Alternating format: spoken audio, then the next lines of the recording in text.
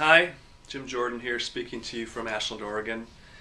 And most of you who see my YouTube clips know that I'm in the nutrition field for about 15 years now, and most of my YouTube clips are about nutrition and health and natural healing. But today I want to talk a little bit about economics, law, politics, government, things like that. That's my previous career was as a lawyer, and I've had a tremendous interest in law and politics and civics for many years. So my brother and I launched a website a while ago, about a year ago actually, called 21stcenturyeconomicsolutions.com, and periodically put videos or blogs up there about political and economic issues. And the thing I want to talk to you about today is the misconception that a lot of people have about our economic system. Many people, I consider myself, my whole life, basically have been consider myself liberal. When I was in my early 20s, I would consider myself sort of liberal socialist type. Over the years, I've changed a bit, quite a bit. I've started to understand things a little differently. And what a lot of people blame our economic problems on is excess of what many people call excessive of capitalism or free enterprise or laissez-faire markets. And unfortunately we have anything but free markets in our country. And to really understand this, we have to go back to what system do we actually have economically, and when did it change? How did it evolve into what we have right now? So let's start with a business. A business is when a person decides to sell some good or service to the public, and they exchange their goods and services for compensation, money or trade or whatever.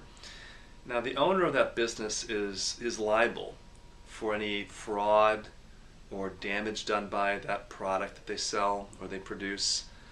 If the company grows and is let's say, more 10 employees, they'll take insurance policies out perhaps, but there's some liability insurance that tracks right back to the owner or owners. Okay, so there's sort of some inherent checks on being honest and producing good quality products that don't harm people, because there's laws. There's laws of contract, fraud laws, there's laws of tort or liability that is going to keep that owner, the producers of the products, the decision makers in that business, in alignment with doing something that's in the public good, or they would have no business. Okay.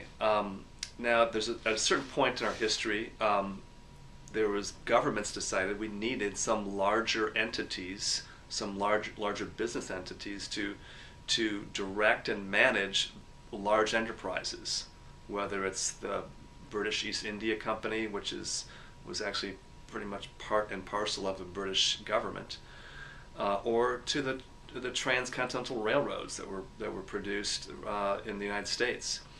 So then incorporation took place. This is where business enterprise was incorporated and given limited liability to the owners and partners or investors into the business. So they were no longer personally liable.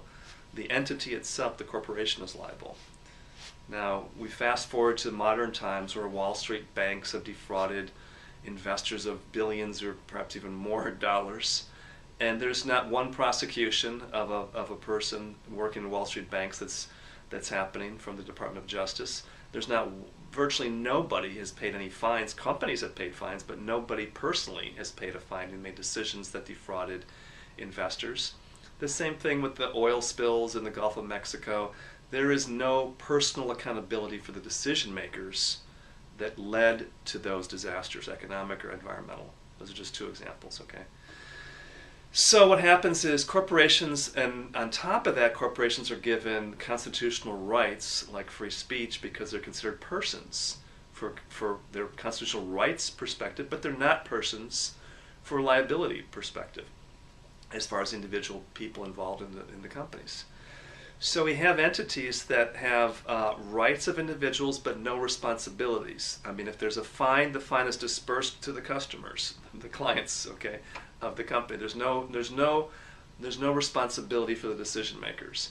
So that is the problem. Now, how did this come about? It came about through laws. Legislation was passed through the government to protect the investors and the owners from liability.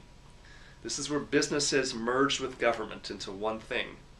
Okay, so in a true free market, in true free enterprise, there would be no corporations, right? Because who in their right mind is going to negotiate a deal with a company that is not going to have the decision makers will not have personal liability for the decisions that are made, right? We're not going to do that. So people want, when they engage a corporation or a business for a product or service, they want responsibility. They want to know they're going to be taken care of.